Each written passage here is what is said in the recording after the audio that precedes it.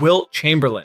Wilt wasn't just dominant, he was disruptive in the best way possible. He broke basketball so thoroughly that the league had to change its own laws to contain him. His mix of height, reach, and athleticism made him a one-man rulebook rewrite. Offensive goaltending got tougher because Wilt could tip shots from above the rim like a cheat code. The lane widened from 6 feet to 16 to drag him away from the basket. Even his free throw form got outlawed. He used to take a running start from behind the line and dunk it in. The NBA said enough, yet none of it stopped him. Wilt still dropped 100 in a game, still averaged 50 a season, still forced innovation. He didn't just play basketball, he redefined its physical limits. And what came next showed that dominance could still break the system, even decades later. Zaza Pachulia. One closeout changed modern defense forever. In 2017, Zaza Pachulia slid under Kawhi Leonard during Game 1 of the Western Conference Finals, and the result was chaos. Kawhi sprained his ankle, the Spurs' playoff hopes vanished, and outrage exploded. The NBA reacted fast. The Zaza rule gave refs power to call flagrants or technicals for reckless closeouts, even if they weren't intentional. Suddenly, defenders had to give shooters landing space, or pay for it. The league even added instant replay to review these plays in real time. It reshaped how players defended on the perimeter and how coaches taught closing out. What looked like a freak accident ended up becoming a line in the rulebook, and if that changed how defenders moved, the next story changed how the entire court was built. Darryl Dawkins.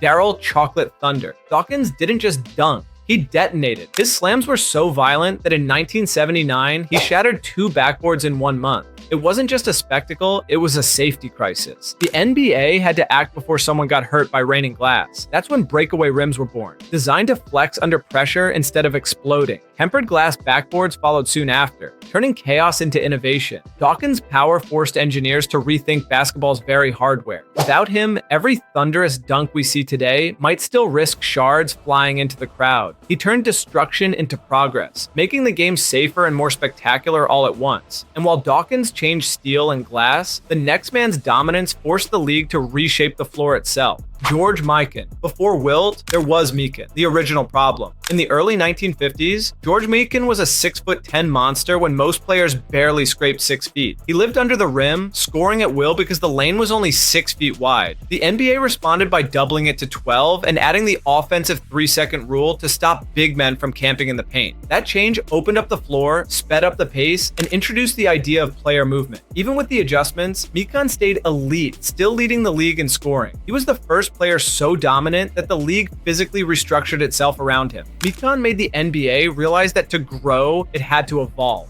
and that evolution would continue when another towering center brought finesse instead of brute force. Kareem Abdul-Jabbar. Kareem was so good, the NCAA had to take away the dunk just to make it fair. Back when he was still Lou Alcindor at UCLA, he was unstoppable, towering over defenders and dunking at will. In 1967, they banned dunking altogether, claiming it was for safety. But everyone knew who it was really about. Kareem responded by inventing the most unstoppable move in basketball history, the skyhook. With one rule, they tried to contain him. Instead, they made him immortal. The dunk ban lasted almost a decade, but by the time it was lifted, Kareem had already built a new empire on skill and elegance. He didn't just adapt, he forced the world to evolve around him. But years later, another star would push the NBA to change its rules for an entirely different reason: money. Michael Jordan. Jordan wasn't just a scorer, he was a system breaker. Teams cleared one side of the floor just to give him room to isolate, and he cooked defenders every single time. The NBA stepped in with an illegal offense rule in the 1990s, punishing teams that overloaded one side of the court without movement. It forced more passing, cutting, and creativity. And when defenders got too physical, using hand checks to steer him, the league cracked down again, ending hand checking near the perimeter. Those changes turned basketball into a faster, freer, more skill-based game.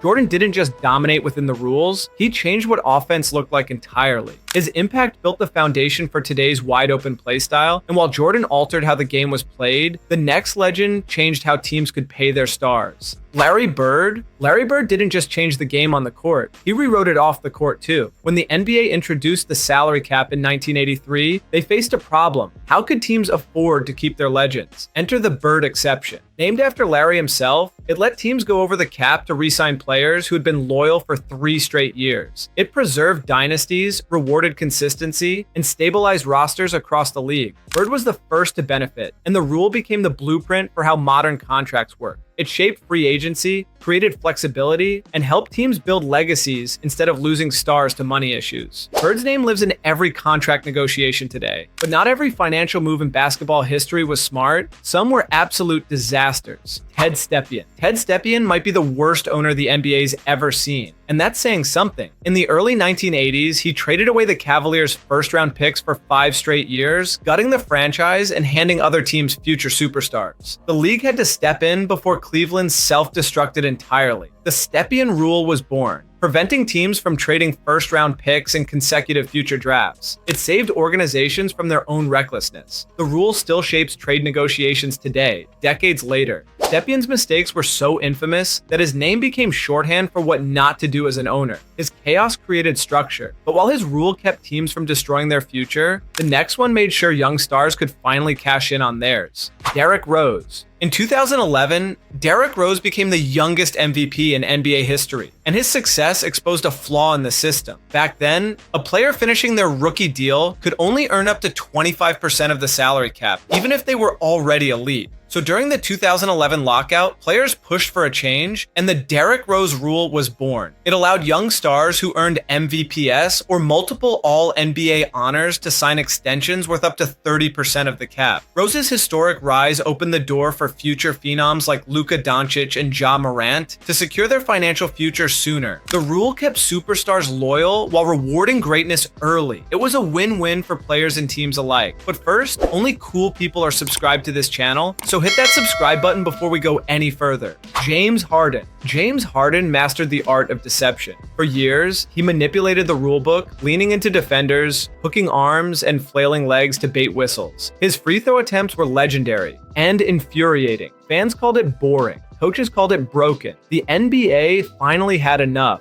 In 2021, they told refs to stop rewarding non-basketball moves. Harden's free throw numbers cratered overnight. Games became faster, cleaner, and more exciting. Harden adapted by becoming more of a playmaker, but the message was clear: skill over trickery. His rule changed how scorers approached contact and how defenders trusted their instincts. The league had finally found balance again. But the next superstar on this list, he made sure defense itself would never be the same. Dwayne Wade. Dwayne Wade's pump fake wasn't just a move, it was a weapon. He'd lull defenders in, get them off their feet, and then lean in for the foul like clockwork. It worked so well that at his peak, he was taking double-digit free throws per game. But in 2021, the NBA decided enough was enough. They told refs to stop calling fouls when players jumped into defenders without making a genuine scoring motion. It ended an entire era of foul hunting artistry. Wade was retired by then, but his blueprint shaped the crackdown. Offense had to look real again, not theatrical. It was a move that cleaned up the game and restored flow. And while Wade manipulated defenders, the next legend on this list literally kicked them into rulebook history. Reggie Miller. Reggie Miller was the king of chaos. Every time he rose for a jumper, defenders braced for impact. Because Reggie had a sneaky trick. He'd kick his leg out just enough to draw contact, earning himself free throws and enraging opponents. The tactic became so notorious that in 2012, the NBA introduced the Reggie Miller rule. If a shooter initiated contact with an unnatural leg kick, it was an offensive foul. The rule changed how jump shooters operated overnight. No more fishing for whistles, it had to be pure skill. And while that cut down on fake fouls, it also brought back real defense. Miller's antics made basketball cleaner, sharper, and more honest. But the next player didn't rely on trickery. He weaponized precision itself. Kevin Durant. Kevin Durant found the ultimate loophole in basketball physics: the rip-through move. He'd face up from mid-range, wait for a defender's arm to hover too close, then swing his arms through it to draw a shooting foul. For years, it was automatic. In 2011, the NBA reclassified it as a non-shooting foul, unless the player was clearly in the act of shooting. It was a subtle rule, but it transformed offense. Durant's trips to the line dropped, and the era of cheap fouls started to fade. The rule forced scorers to seek buckets, not whistles, and yet Durant still thrived. His game was too pure to be boxed in. He didn't just survive the rule change, he elevated beyond it. But while KD's move slowed the scoring parade, the next big man's problem was the exact opposite. He was fouled too much on purpose. Shaquille O'Neal.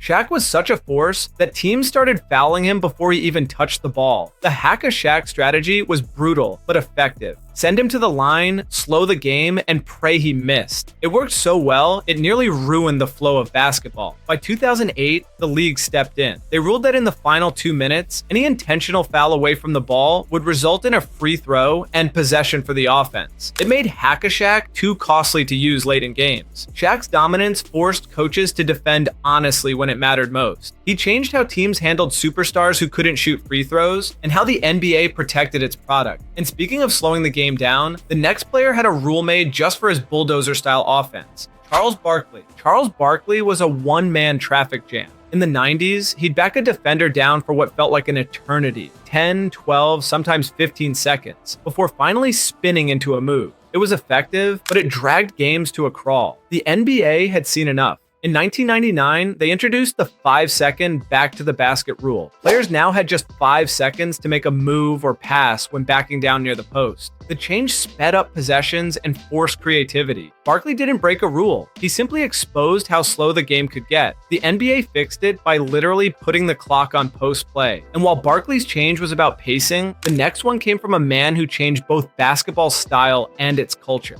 Allen Iverson. Allen Iverson's crossover was so filthy, defenders still have flashbacks. But that hesitation where his hand slid under the ball blurred the line between legal dribbling and a carry. The NBA didn't write a new rule for him, but referees started enforcing carrying violations far more strictly. Iverson made the game fast, electric, and unpredictable, but he also forced refs to redefine control. Off the court, his influence was even bigger. His tattoos, braids, and baggy clothes became symbols of individuality until the NBA introduced a dress code in 2005, widely seen as a response to his image. Iverson didn't just change the rules of the game, he changed how players were allowed to look while playing. His rebellion reshaped basketball's identity, but the next player's rule wasn't about image, it was about behavior. Rasheed Wallace. Rasheed Wallace turned arguing with referees into an art form. He barked, glared, and talked his way into 41 technical fouls in one season, a record so absurd the league had to intervene. In 2005, the NBA introduced a new rule. Any player who reached 16 technicals in a regular season would get an automatic 1-game suspension and another suspension for every 2 after that. In the playoffs, the limit dropped to 7. Rasheed's name became synonymous with losing composure, and refs used him as the cautionary tale. The rule cleaned up sideline chaos, but it also changed how players communicated with officials. Ball don't lie might have been his catchphrase, but for the NBA, the new rule definitely did. And while Wallace's story was about emotions, the next one came from pure outrage after a missed call. LaMarcus Aldridge. One blown call can change everything. In 2012, LaMarcus Aldridge blocked a shot against Oklahoma City, but refs called it goaltending. The replay showed it was clean, but at the time, goaltending wasn't reviewable. Portland lost and fans erupted. The league responded quickly, allowing refs to review goaltending and basket interference in the final 2 minutes of regulation and in overtime. It was a small rule with massive implications. Games could now end with justice instead of controversy. Aldridge didn't get his win back that night, but he got a rule that made sure future players wouldn't lose the same way. It was another reminder that one mistake can rewrite the rulebook. But sometimes it wasn't mistakes. It was mastery that forced change. Derrick Harper. Derrick Harper's defense was textbook. Hands on the hip, forearm on the waist, total control. It was legal back then, and it made scoring a nightmare. Harper turned hand checking into a science, guiding ball handlers wherever he wanted. The NBA noticed, and in 1994, they restricted hand checking in the backcourt. By 2004, it was banned almost entirely. The new rules gave offensive players freedom to move, birthing the modern, fast-paced, perimeter-heavy game we see today. Harper's gritty defense symbolized an era of physicality that simply couldn't last forever. The league wanted skill and speed, not wrestling matches. And with hand-checking gone, scoring exploded. Harper's rule marked the beginning of the NBA we know now. But the next rule, it came down to fractions of a second, and it changed how every buzzer beater is judged. Trent Tucker. On January 15, 1990, Trent Tucker hit a game winner with just 0.1 seconds on the clock. The Bulls protested, claiming it was physically impossible to catch and shoot that quickly, and they were right. The NBA ran tests and concluded that a catch and shoot needed at least 0.3 seconds. The next season, the Trent Tucker rule was implemented. Now, if there's less than 0.3 seconds left, only a tip or deflection counts. It was a rule born from one miraculous shot that simply shouldn't have counted. Tucker's moment created a new boundary for time itself. Every last second play since then owes its accuracy to that ruling. It was a reminder that even a tenth of a second can decide basketball history. If you like this video, consider watching this next one, which YouTube thinks you are going to really love.